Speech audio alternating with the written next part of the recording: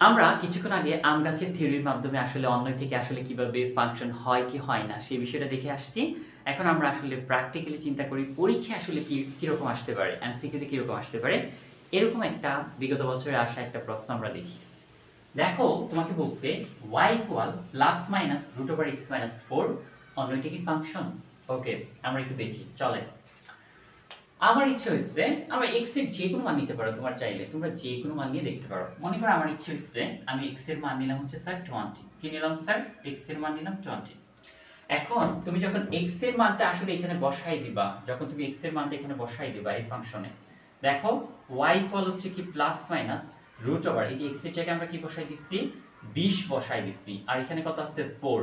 তাহলে একটু খেয়াল করো তো, 20 থেকে যদি 4 চলে যায় তাহলে তুমি পাবো হচ্ছে কত 16। 16 কে যদি তুমি বর্গমূল করে দাও প্লাস মাইনাস পাবা 4। এটা প্র্যাকটিক্যালি আমরা চিন্তা করি, আমাদের দরকার হচ্ছে আসলে এটা কি ফাংশন নাকি ফাংশন নয়, এই বিষয়টা আসলে আমরা বুঝবো। তো x এর কিন্তু মান পাইছো কয়টা তুমি? x এর মান পাইছো তুমি হচ্ছে কি একটা 20। কিন্তু দেখো y এর মান কত পাইছো? দুইটা, একটা প্লাস 4 পাইছো, একটা মাইনাস 4 পাইছো। তার সাথে সম্পর্ক করতেছে কিন্তু আসলে এইভাবে। তা আমরা কিছুক্ষণ আগে দেখেছি যে এইটা হচ্ছে আসলে x এর উপাদান, এইটা হচ্ছে আপনার হচ্ছে কি y এর উপাদান। এখন দেখো একটা x এর অধীনে একাধিক কি y থাকতে পারবে? একাধিক y থাকতে পারবে। তার মানে এখানে হচ্ছে দুইটা আম গাছ, একটা আম, দুইটা আম গাছ থেকে কখনোই কিন্তু বাস্তব জগতে একটা আম হতে পারে না, একটা আম হবে না।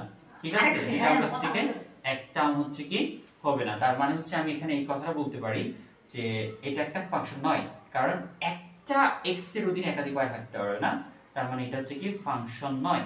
তার মানে আমরা কিন্তু পরীক্ষায় এরকম যে কোনো মান একটা ধরবো x এ, ধরে মনে করে যে y তে বসাই দিব, তখন আসলে আমরা দেখতে পারবো যে আসলে এটা কি